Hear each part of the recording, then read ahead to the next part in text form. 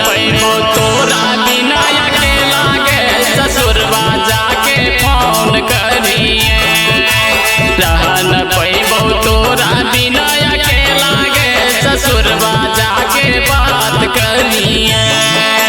जैसे तो जो लेकिन के छौड़ी हमरा ना भूलिए ससुरवा जाके फोन करिए।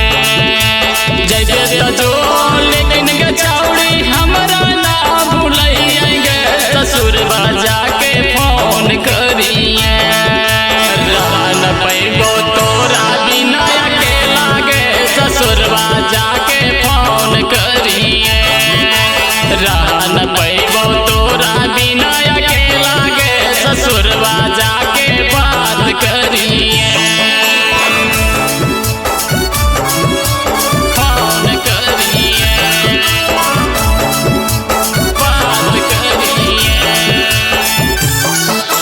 रह न पैबो तोरा बिना अकेला गे ससुरवा जाके बात करिए।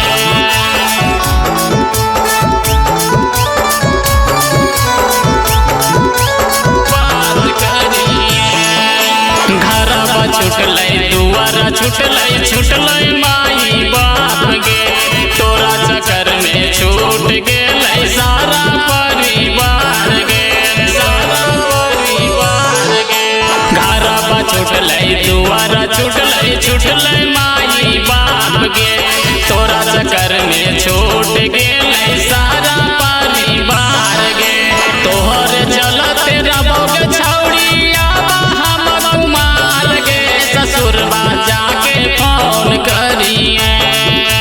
तोहर चलते रबो गे छौड़ी आबा हम कुमार गे ससुरवा जाके फोन करिए।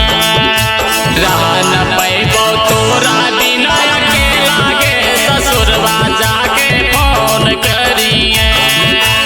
रह न पैबो तोरा बिना अकेला गे ससुरवा जाके बात करिए। फोन करिए बात करिए। रह न पैबो तोरा बिना अकेला गे ससुरवा जाके बात करिए।